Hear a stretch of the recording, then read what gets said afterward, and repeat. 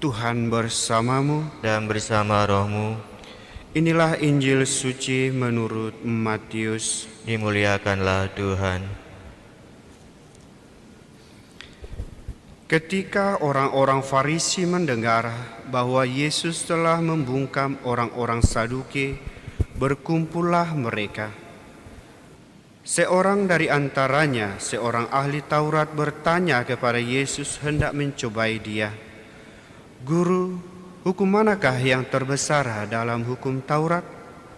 Yesus menjawab, kasihilah Tuhan Allahmu dengan segenap hatimu, dan dengan segenap jiwamu, dan dengan segenap akal budimu.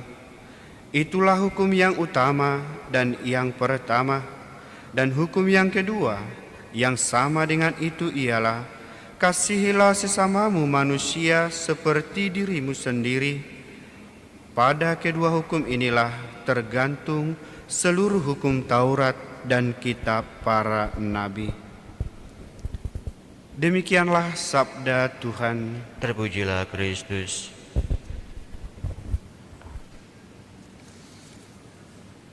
Saudara-saudariku yang terkasih, kasihilah sesamamu, maka kamu akan mendapatkan kasih dari sesamamu. Taburlah kasih kepada sesamamu, dengannya kamu telah menunjukkan kasihmu kepada Allah.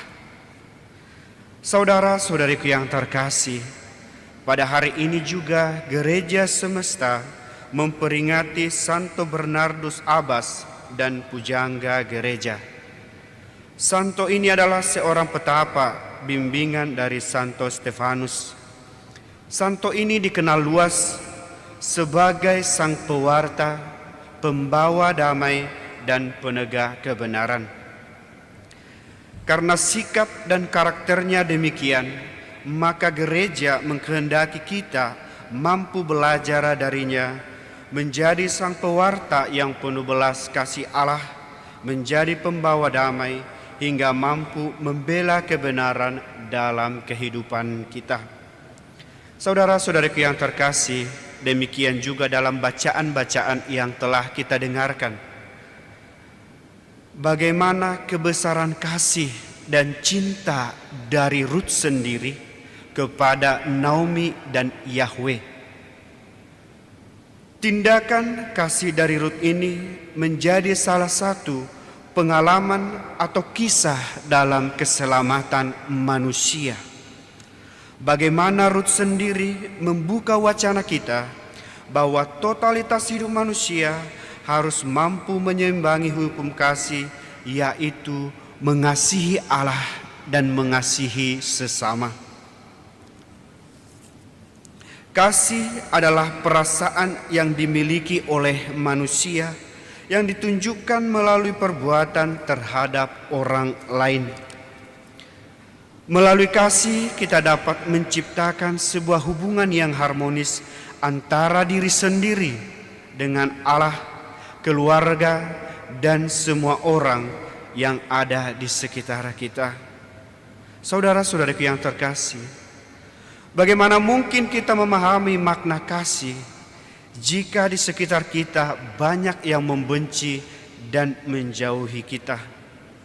Ingatlah, mengasihi dan dikasihi merupakan kebutuhan dasar manusia, merupakan nilai luhur yang universal yang didasari oleh kesadaran diri untuk bertindak dan merasakan.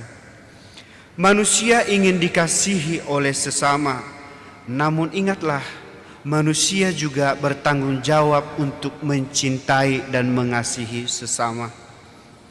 Kasih merupakan perasaan yang ditunjukkan melalui tindakan, sebab kasih berasal dari Allah, bersumber dari Allah, dan setiap orang yang mengasihi lahir dari Allah sendiri. Oleh karena itu, Allah mendambakan kasih dari dalam kehidupan kita sendiri, sehingga kasih itu menghasilkan buah yang baik. Saudara-saudariku yang terkasih, taburlah kasih setiap hari. melalui perkataan, sikap, perbuatan yang benar dan baik, karena apapun yang kita tabur akan kita tuai dalam kehidupan kita sehari-hari. Tuhan memberkati.